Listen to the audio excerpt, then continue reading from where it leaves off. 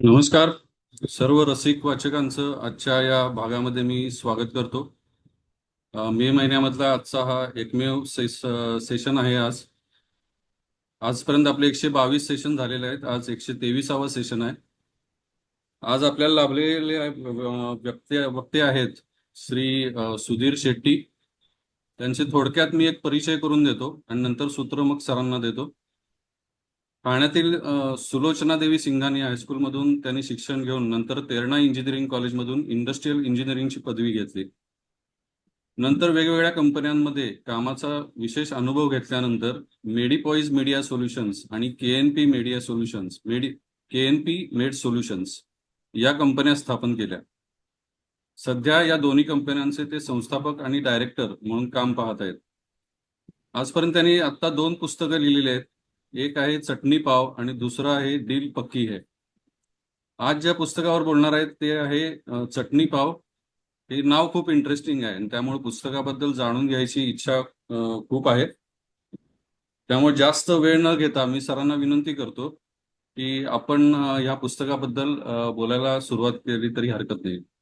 श्री सुधीर शेट्टी, धन्यवाद. धन्यवाद. माझा आवाज ऐकू येतोय सगळ्यांना? हो हो. या. तो चटणी पाव हा म्हणजे माझा एकदम जीवाला लागण्यासारखा एक विषय आहे. चटणी पाव म्हणजे तुम्ही जसं मला माझं हे इंट्रोडक्शन करताना जे सांगितलंय की पहिलं तर मी श्रीमती सुलोचना देवी सिंघानिया शाळेतून मी शिकलेलो आहे. आणि श्रीमती सुलोचना देवी शाळेत शिकतात असताना ही शाळा एक जाम मोठी शाळा आहे. म्हणजे ठाण्यात आज एक नामवंत शाळा आहे आणि महाराष्ट्रात आणि अख्ख्या भारतात ते म्हणजे त्याचं उल्लेख होतो. आणि महाराष्ट्रामध्ये त्याची रँकिंग अशी सेकंड फर्स्ट असं ते येत असतं. ह्या शाळेत शिकत असताना ह्या शाळेत म्हणजे स- अ, दोन्ही वर्गाचे लोक होते. एक मध्यमवर्गीय, एक सगळ्यात हाय क्लास. म्हणजे ठाण्यातले सगळ्यात मोठे इंडस्ट्रियलिस्ट आणि ब्युरोक्रॅट्स, कमिशनरचे मुलं, हे सगळे म्हणजे मोठी मोठी मुलं सगळ्या फॅमिलीची तिकडे यायचे. आणि माझे वडील जे के मध्ये कामाला होते, रेमंडमध्ये. तर आम्हाला त्यामुळे मग मुलांना त्याच्यात ऍडमिशन मिळालं. मी एकदम एक मध्यमवर्गीय कुटुंबातून येतो. आमच्या घरी 5 जण होते, आई वडील, माझी भाऊ बहीण. तर त्या टायमाला म्हणजे एक जण कमवायचं आणि 5 जणांचं पोट भरायचं, ते एक मोठं एकदम हे होतं. तर शाळेत जसं मी म्हटल्याप्रमाणे आमच्याकडे जाम ॲफ्लुएंट मुलं असायचे. आणि आमचं कसं असायचं की ते कुठे जायचं म्हणजे एक बंदी असायची, कारण आमच्याकडे तेवढे पैसे नव्हते त्या टायमाला. एक साधारण एक म्हाडा कॉलनीमध्ये जे आपल्या मुंबईत असतं, त्या घरातून मी राहून एक 250 स्क्वेअर फीटच्या घरात मी राहायचो.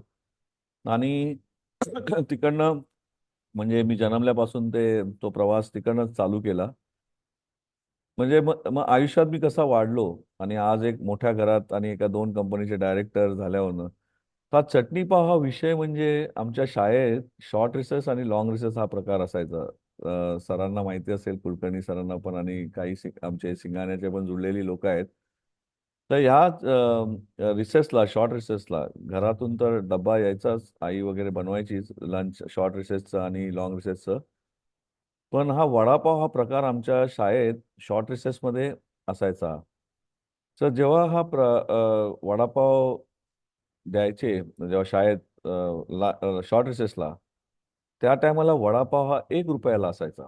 Only 1 rupees. अँड हा वडापाव पण मला 1 रुपयाचा वडापाव घेणं पण मला जाम म्हणजे परवडायचं नाही. म्हणजे हा 1 रुपये वडापाव घेणं पण एक जाम मोठी हे होती आम्हाला. तर त्या टायमाला काय करायचो आम्ही ती मुलं सगळं घेऊन गेल्यानंतर एक मोठी लाईन लागायची. ती सगळे गेल्यानंतर मी हळूचकन जायचो. आणि त्या कॅन्टीनमध्ये जोशी मॅडम म्हणून होते, जे कॅन्टीन चालवायचे. ते पावमध्ये चटणी घालून द्यायचे आणि ते चाळण्याला असायचं. तर मी कुठेतरी लांब उभा राहून ती त्या चटणीमध्ये पाव लावून मी खायचो आणि त्या मुलांना दाखवायचो की मी पण तुमच्या लीगमध्ये आहे.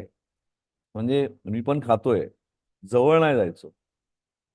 पण असं माझं त्या विषयामध्ये आणि जेव्हा आता नंतर मी ठरवलेलं की आयुष्यात जेव्हाही मी ह्या शाळेतून बाहेर पडणार आणि मी जेव्हा कमवायला लागेन किंवा मी नोकरी करेन, तर माझे गोल सेट होते आयुष्यात. आणि म्हणजे हे करत असताना मी विचार केलेला की माझे जे मित्र होते ते म्हणजे वेकेशनला ऑस्ट्रेलिया, न्यूझीलंड हे ते. आमचं म्हणजे कुठे जायचं तर उपवन तलाव, येऊर फारसं. म्हणजे कुठे जायचंच नाही. म्हणजे आम्ही व्हेकेशनमधून आल्यानंतर लिहायचं काय? तेच लिहायचं.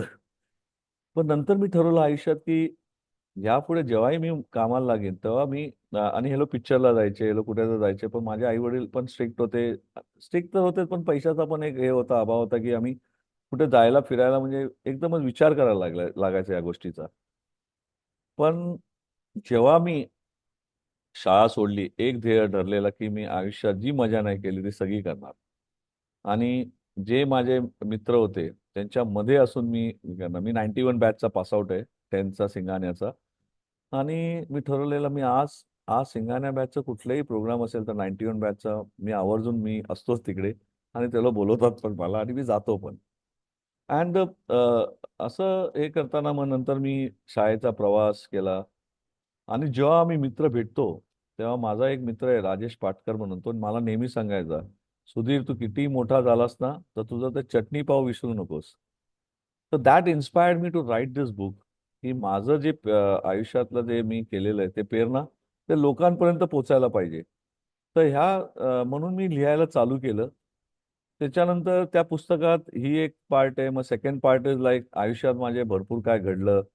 म्हणजे माझ्या पर्सनल लाईफमध्ये भरपूर काय घडलं, तर ते पण मी त्याच्यामध्ये लिहिलेलं आहे. आणि त्या परिस्थितीत मी न खचता मी उभा राहिलो. आणि माझ्यासमोर माझी कंपनी होती, माझी कंपनीची मुलं होती, माझा स्वतःचा मुलगा होता. तर म्हणजे मी एका वर्ष म्हणजे माझ्या आयुष्यात जे हे झाले, भरपूर हे झालं. म्हणजे एक टाईम आलेला, की मी जाम डिप्रेशनमध्ये जाणार होतो. पण त्या डिप्रेशनमध्ये मी गेलो नाही. मी परत उठलो आणि मी विचार केला, की तुझा जो ध्येय तुला साध्य करायचं ते तुला करायचं आणि तुझ्याकडे लोकं बघतायत. तर या पुस्तकामध्ये म्हणजे चटणी पाव ह्या प्रवासापासून म्हणजे 250 स्क्वेअर फीटच्या घरापासून मी जे विचार केलेला, आज माझं घर मोठं आहे. मी एका कंपनीचा सीईओ आहे, डायरेक्टर आहे.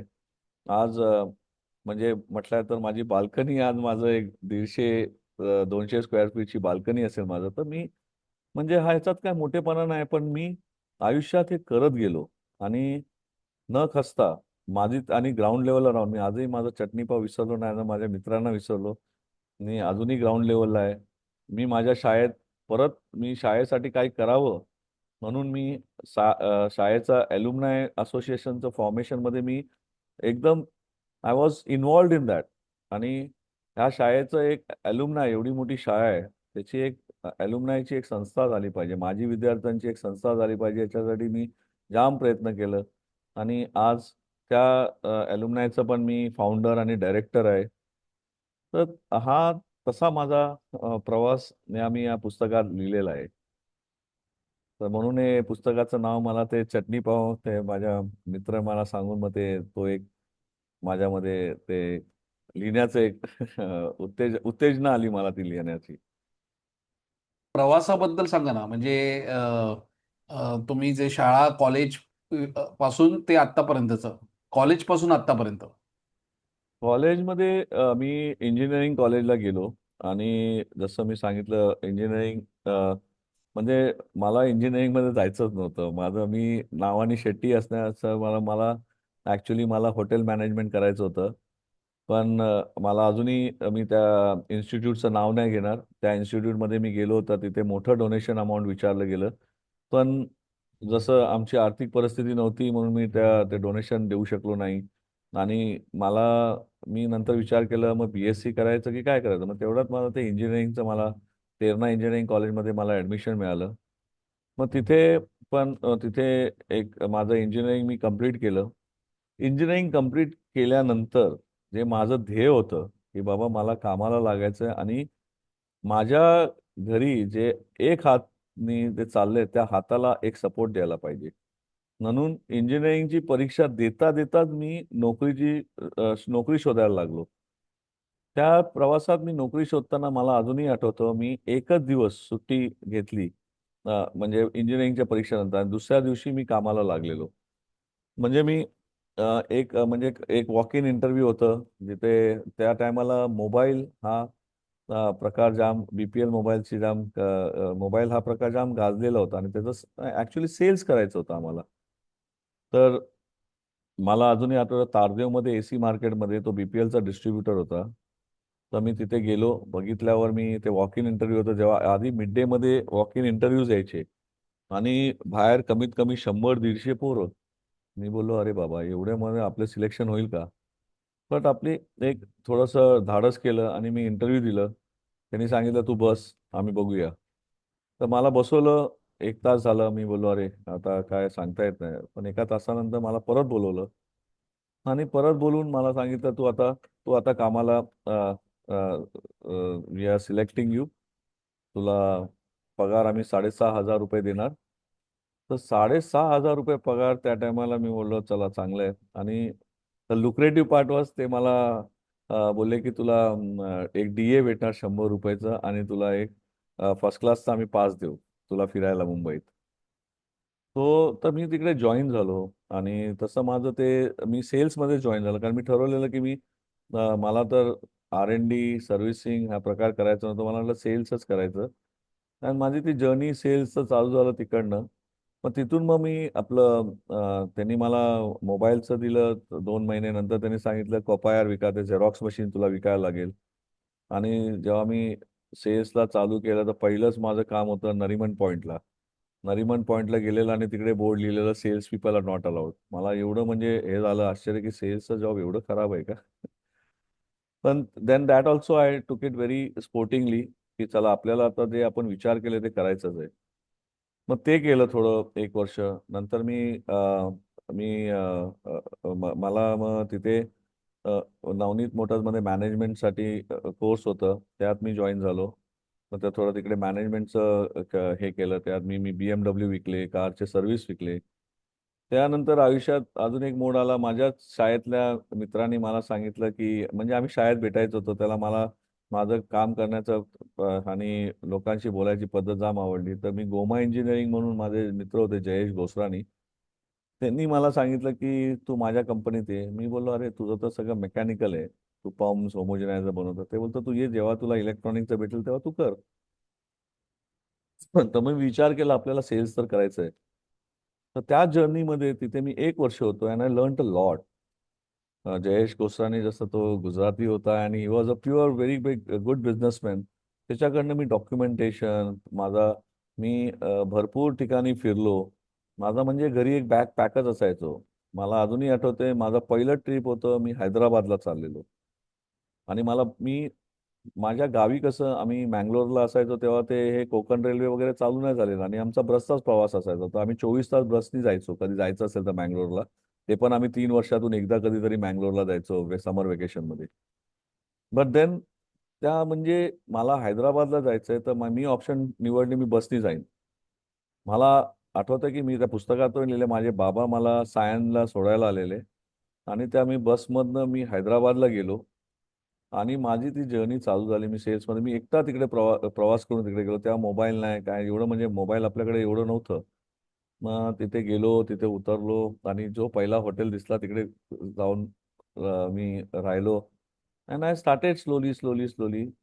तिथे पण मग देन आय गॉट देन माझं ते मेडिकल इंडस्ट्रीमध्ये मेस्ट्रोज मध्ये मला एक जॉबची ऑफर म्हणजे इन द सेन्स ती पण एकदमच सांगण्यासारखी गोष्ट आहे.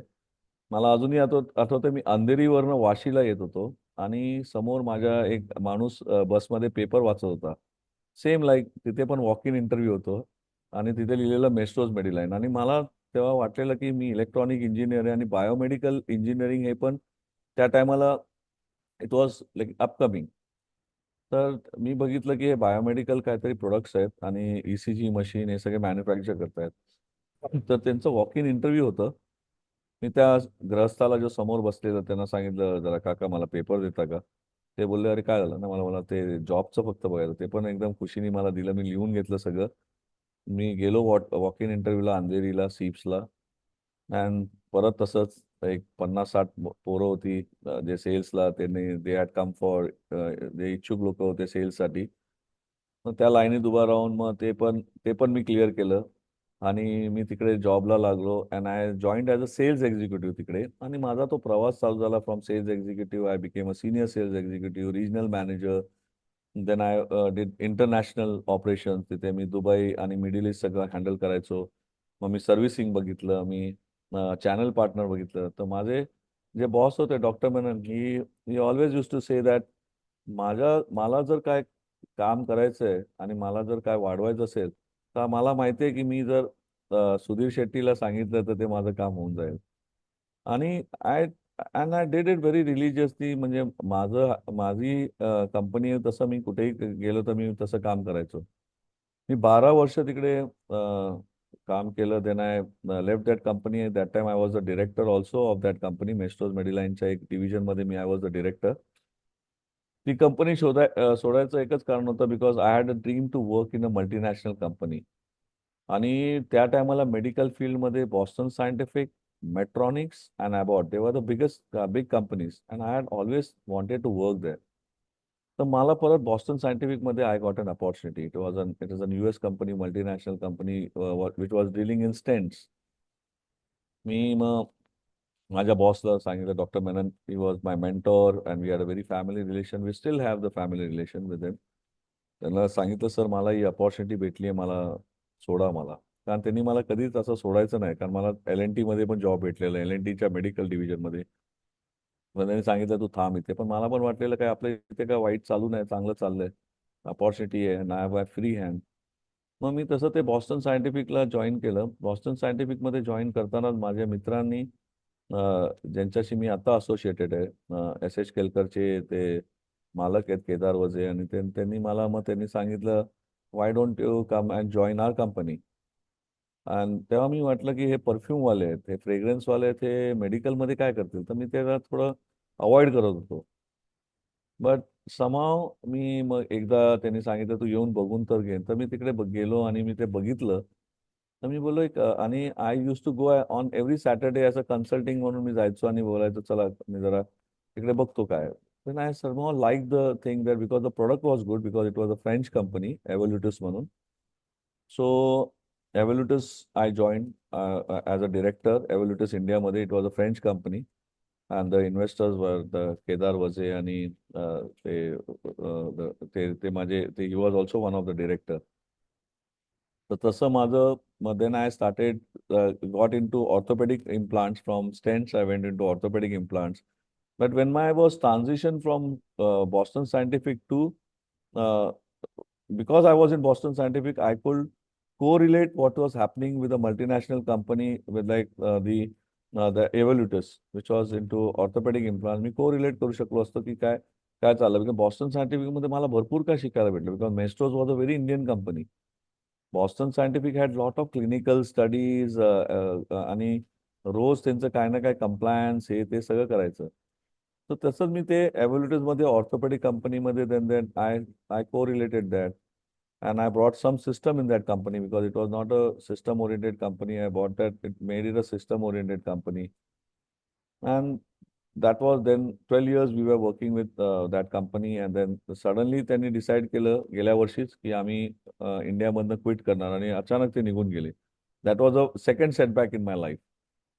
मला माझ्या आयुष्यात एक तर मला मिळालंच 2018-19 आणि हे दुसरं मला होतं.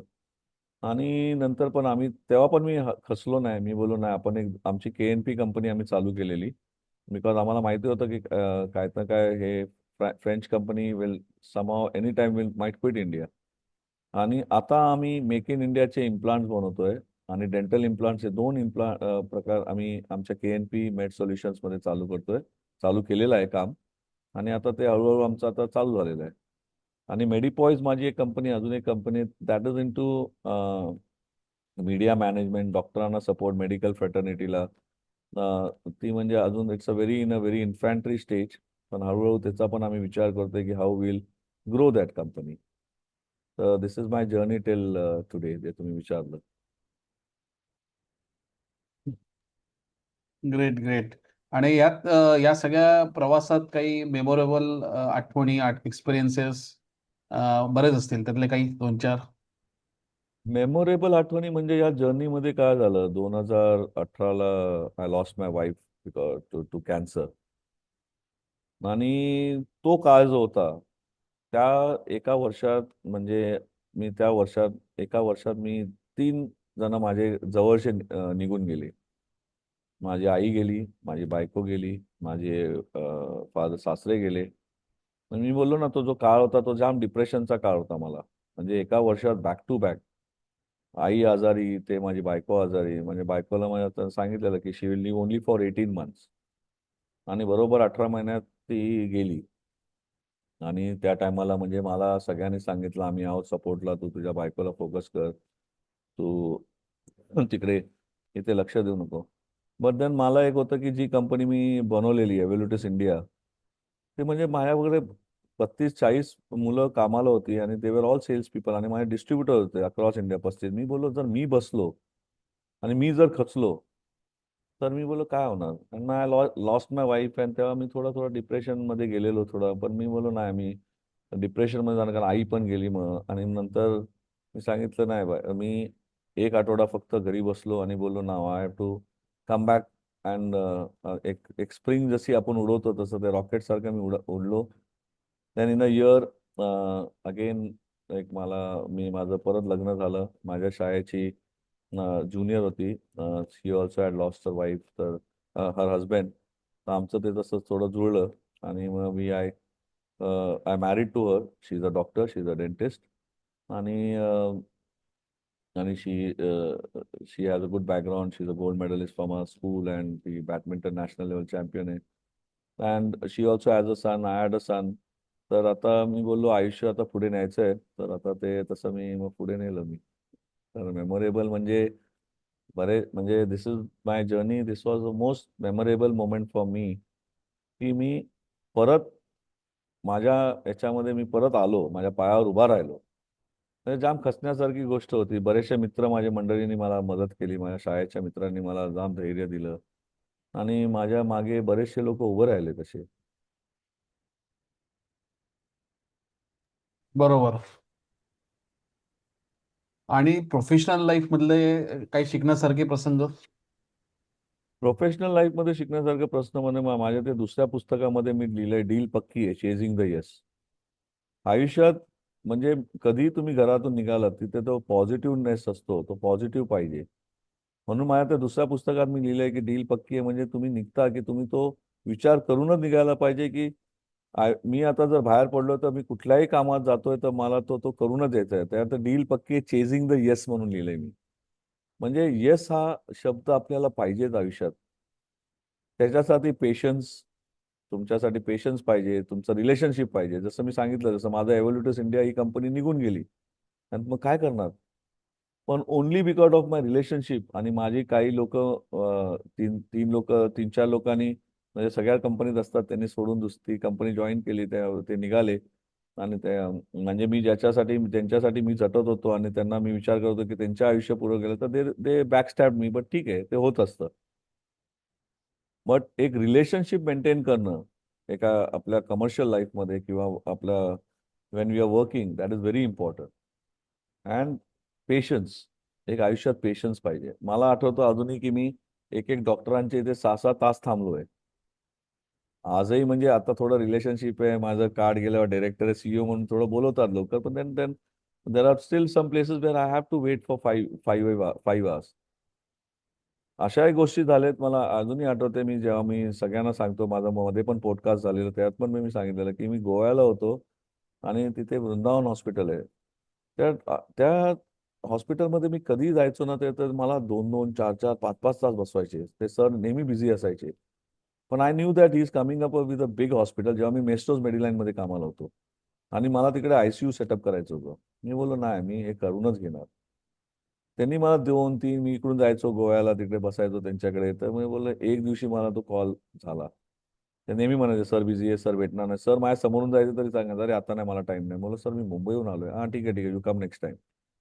पण मी बोललो सोडायचं नाही.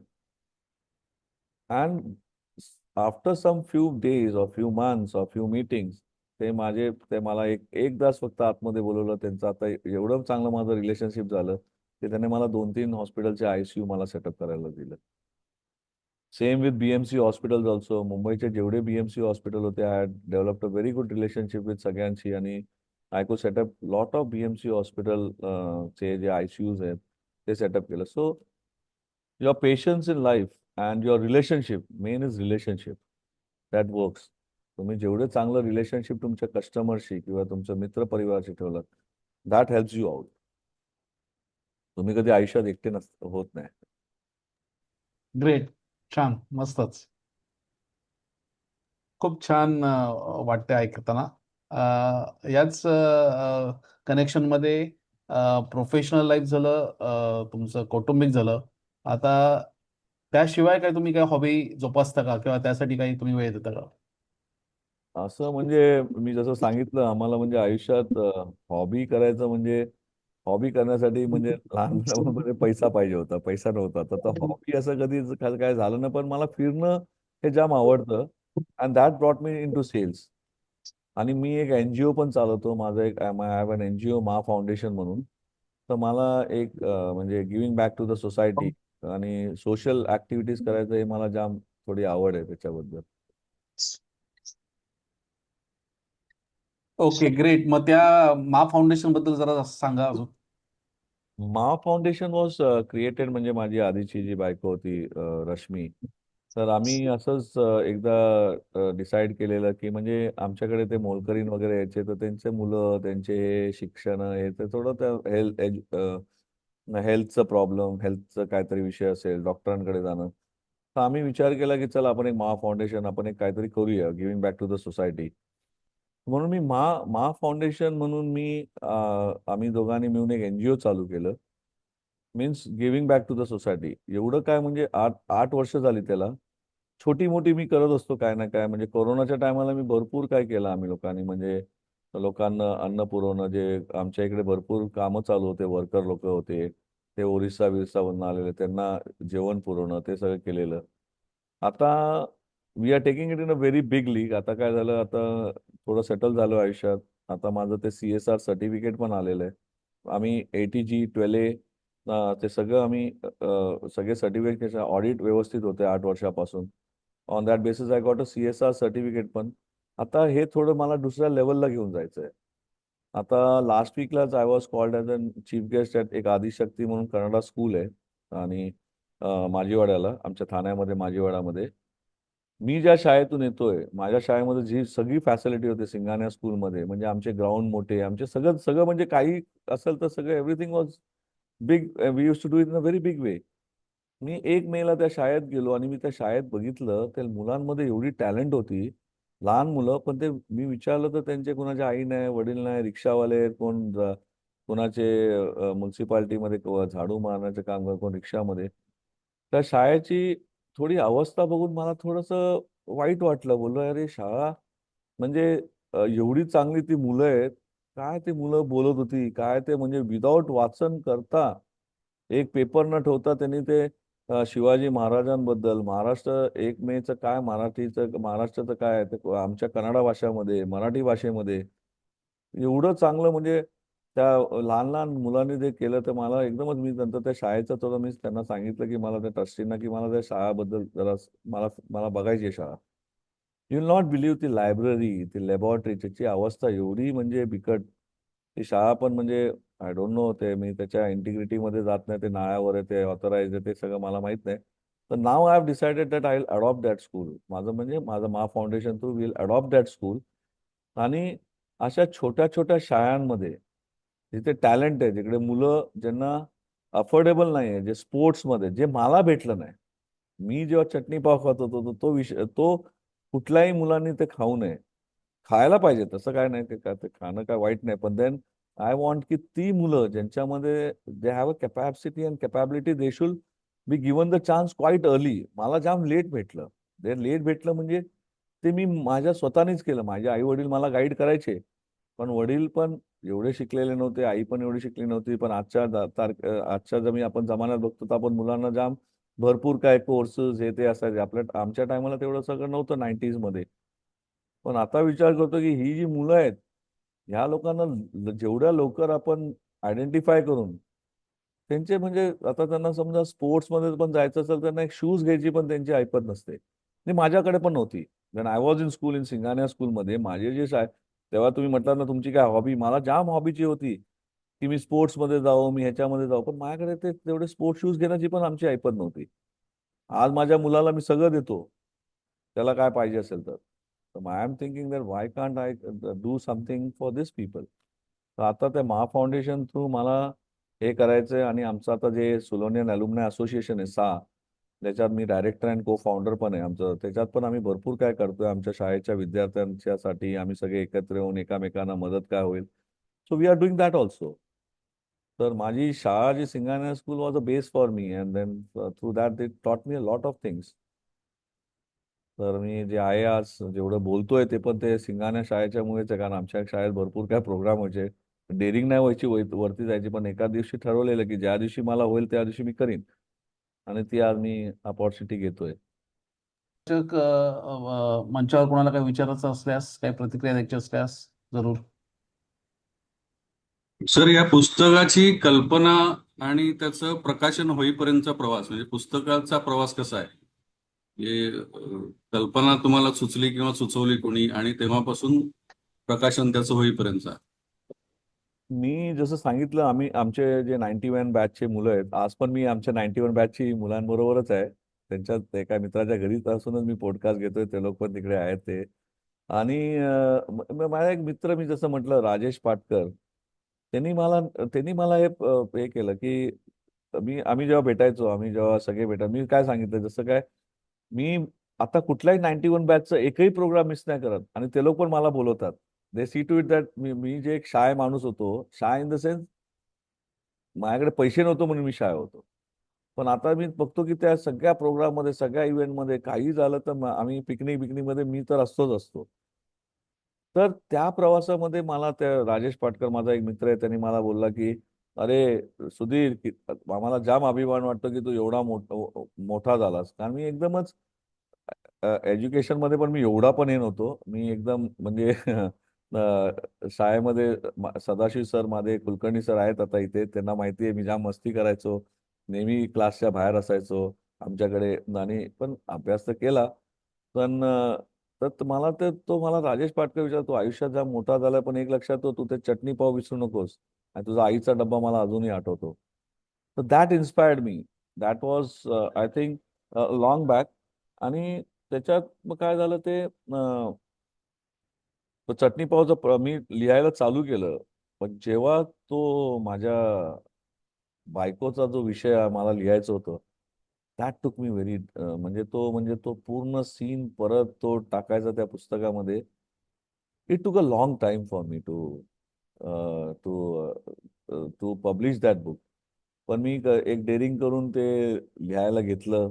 बोललो आता हे पण लोकांना कळायला पाहिजे. And I was very true. मला बरेच जणांनी सांगितलं, अरे तू तर सगळंच लिहिलं रे तुझ्या आयुष्याबद्दल. म्हणलं काय फरक पडतोय आपल्याला.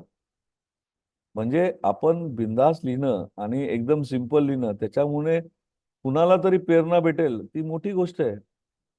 आणि असंच झालं माहितीये, मला चटणी पावच्या बुकच्या संदर्भात मला SIS कॉलेजमध्ये बोलवलेलं. त्या लहान मुलांना, म्हणजे ते लहान मुलांना, मॅनेजमेंटचे स्टुडंट होते, त्यांच्याशी मला संवाद साधायचा होता. मी त्या सरांना विचारलं, सर मी काय संवाद साधणार, आता सगळंच ओपन असतं.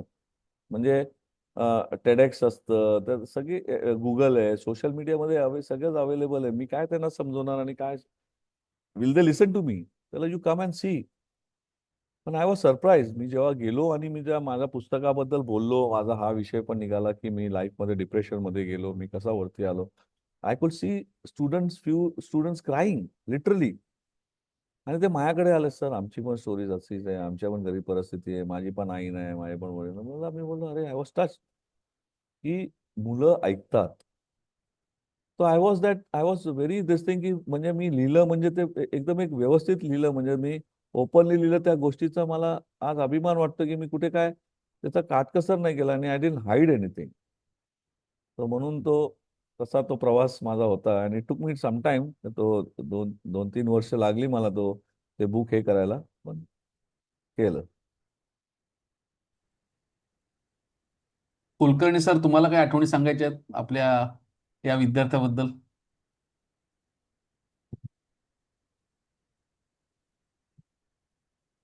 त्यांनी सुलोनिया नेक्स्टचं जे फनफेअर केलं होतं, फनफेअर करत होता तो बरेच वर्ष. तर त्याच्या ह्याच्यामध्ये त्यांनी किती स्टालवर्ड्स लोकांच्या मदतीने खूप काय करून घेतलं, त्याच्याबद्दल त्यांनी सांगावं थोडंसं. स्टालवर्ड्स इन द सेन्स खूप वरच्या लेवलची लोक होती. या यार तसं मी सांगितलं ना सर, मला सिंगाण्या शाळेने भरपूर काय दिलं. म्हणजे मी जसं जयेश गोसानी मी जे मेन्शन केलं गोमा इंजिनिअरिंग मी जेव्हा फनफेअर मध्ये होतो तो जयेश गोसानी हे आमच्या अल्युमनायचे सेक्रेटरी होते. तर त्यांनी माझं काम बघितलेलं आणि त्यांनी ते काम बघून त्यांनी मला सांगितलं तू मला जॉईन कर. तिथून माझा तो प्रवास चालू झाला आणि आजही मी जे काम ज्याच्याबरोबर आहे आणि माझे जे डायरेक्टर आहेत, अजून एक director he is also from Singhania only, Kedar वजे हे माझे सिनियर आहेत 2 वर्ष.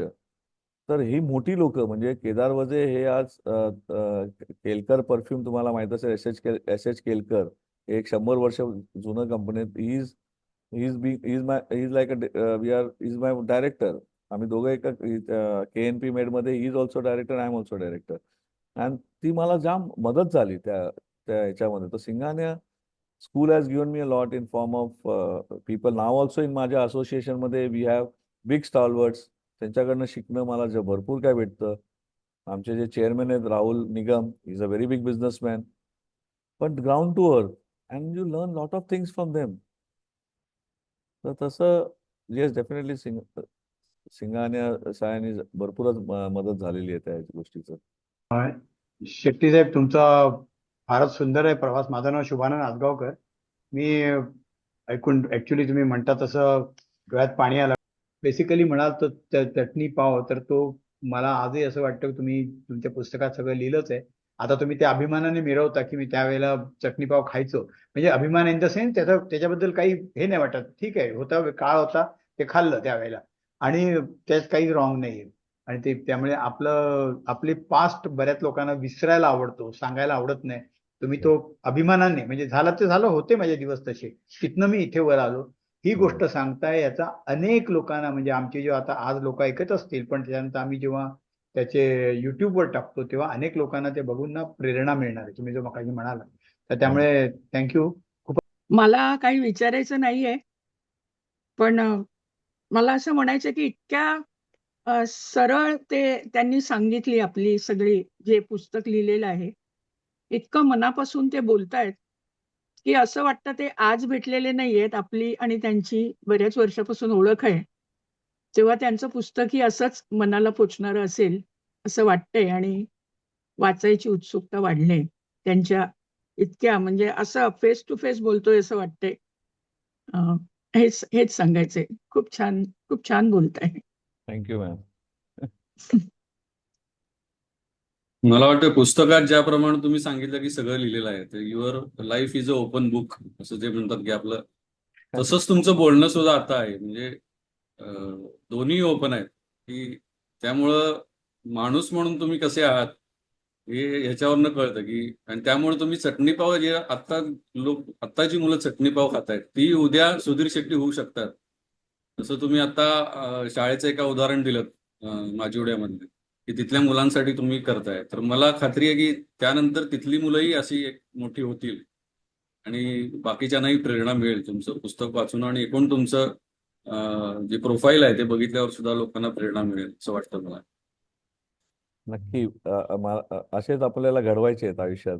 तेच मग आपलं ते आयुष्य सगळं साध्य झाल्यासारखं वाटतं ते. आणि काय लपवायचं काय त्यात, जे आहे ते आहे.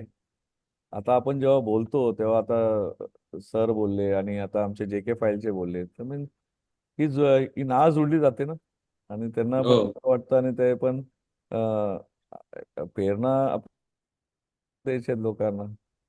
मीन्स ज्या टायमाला आपण देऊ नाही शकलो, आपण जिकडे मागे राहिलो, आपण लपत होतो, आज मी बिंदास बोलतो. याचा मतलब नाही की आपल्याला पैशाचा अभिमान आहे, या गोष्टीचा नाही की मी आज CEO CFO आहे आणि काय काय ते वेगळी गोष्ट आहे. पण आज जर आपल्यामुळे जर 2 मुलांचे तरी आपण 100पैकी 2 मुलं जरी आपल्याकडनं प्रेरणा घेत असेल, जसं मी सांगितलं SIS कॉलेजचं मॅनेजमेंटचे विद्यार्थी मी विचार केला, रे ते एवढे पैसे देऊन मॅनेजमेंट करतात, त्यांना काय, मी काय शिकवणार? आणि पण त्यांना जेवढं तुम्ही ओपन असाल आणि लोक ऐकतात हो, जसे आता आज एवढे पण लोक आले ऐकतायत, आय एम हॅपी. एकतर तुम्ही आज आमच्या या रसिक वाचकच्या समूहावरती आज आपलं सत्र इथे सादर केलं. तुमचं अगदी साधं सरळ बोलणं, मनापासून बोलणं आणि आपलं पुस्तकाविषयी बोलणं, पुस्तकातले गोष्टी सगळ्या आम्हाला सगळ्यांना समजावून सांगितल्यात कसं झालं ते. आणि त्याचा जो सगळ्या ह्याच्यावरती लोकांना तुम्ही भेटता, तर तुम्ही म्हणालात की ते समोरच्या भेटल्यानंतर मी काय मॅनेजमेंट शिकवणार, तर काही व्यक्ती अशा असतात की ते स्वतःच एक इन्स्टिट्यूट असतात, मॅनेजमेंट असतात. तर त्यांना बघितलं की समोरच्यांना आपोआप कळतं की काय मॅनेजमेंट असतं ते. तशा प्रकारचं तुमचं व्यक्तिमत्व आहे. तर मी आभार मानतो की तुम्ही आज या सदरावरती आमच्या इथे सत्र सादर केलं आणि एक वेगळाच दिशा, वेगळीच माहिती तुमच्याकडनं मिळाली. म्हणजे अनेकांच्यासाठी ते उपयोगी पडणार आहे. आम्ही कोणालाही नक्की सांगू शकू की अरे कोणी एखादा माणूस खचलेला दिसला मुलगा किंवा कधी कधी अपयशाने माणसं, तर आम्ही सांगू की जा हे पुस्तक घे, आणि त्यामुळे ते पुस्तक जरूर घ्या सांगता येईल. म्हणजे आम्ही तर वाचूच, पण जो माणूस खचलेला असतो त्याला सांगितलं नाही वाच आणि तुला कळेल की इथून कसा प्रवास करता येतो. हे सगळं इथे आमच्या समोर सादर केल्याबद्दल आणि खरोखर कुलकर्णी सरांनी तुम्हाला इथे सांगितलं आणि ते आलात तुम्ही इथे, त्यामुळे तुमचेही आभार आणि कुलकर्णी सरांचे पण आभार की खरोखर त्यांनी आमचे काय संस्थापक सदस्य भूषण आहेत, तर त्यांच्यामुळे अशी सगळी मोठमोठी माणसं आम्हाला मिळतात बघायला. त्या सगळ्यांचं खरोखर कौतुक करावं आहे आणि तुमचे पुन्हा एकदा सगळ्या आमच्या समूहाच्या वतीने मी आभार मानतो आणि तुम्हाला पुढच्या पण आयुष्यामध्ये भरपूर यश मिळत राहो आणि तुमच्या मनात ज्या ज्या काही चांगल्या कल्पना आहेत, तुमच्या मनात चांगल्याच कल्पना आहेत, त्या सगळ्या कल्पना तुमच्या यशस्वी हो. आणखी एक 10 वर्षानंतर कुठली तरी शाळेतला मुलगा तुम्ही घेऊन येऊन सांगाल की ह्याचं बघा पुस्तक आलंय, हा माझ्यापासून ह्याने घेतलं होतं. तर आम्हाला तसा दिवस पण साजरा करायला आवडेल. देवाकडे ती प्रार्थना करतो आणि माझे 2 शब्द संपवतो. Thank you very thank you much. काका, थँक्यू व्हेरी मच. आणि मला येस, बोलवल्याबद्दल थँक्यू. आभार आहे. आणि थँक्यू. कुलकर्णी सरांना स्पेशल थँक्स, आणि की मला असे लोकांचा सहवास झाला आणि माझे वडिलांचे मित्र पण भेटले. Thank you very much. God bless you. Thank you.